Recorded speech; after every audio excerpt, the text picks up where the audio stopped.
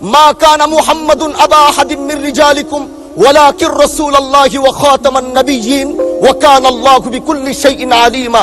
আপনি জানেন নবীর পরে আল্লাহ নবী হচ্ছে আমার ঈমানের অংশ, আমার ঈমানের পার্ট। তিনাকে ভালোবাসা, তিনার উপর ঈমান, এটা আমার ঈমানের অংশ। তিনি আমার শেষ নবী, যেটা কোরআন ঘোষণা দিয়েছে।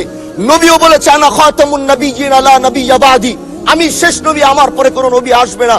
কিন্তু মাননীয় স্পিকার, দুঃখের সাথে বলতে হয়, বাংলাদেশের এরকম একটি পার্ট রয়েছে, যেই পার্টের এক অংশ মানুষ, তারা নবীকে অস্বীকার করে, তারা মুসলমান দাবি করে। এবং এই বিষয়ে অনেকের ধারণা আছে, তারা জানে এই আন্দোলন করতে গিয়ে অনেক মুসলমানকে রাস্তায় শহীদ হতে হয়েছে, আন্দোলন করতে হয়েছে।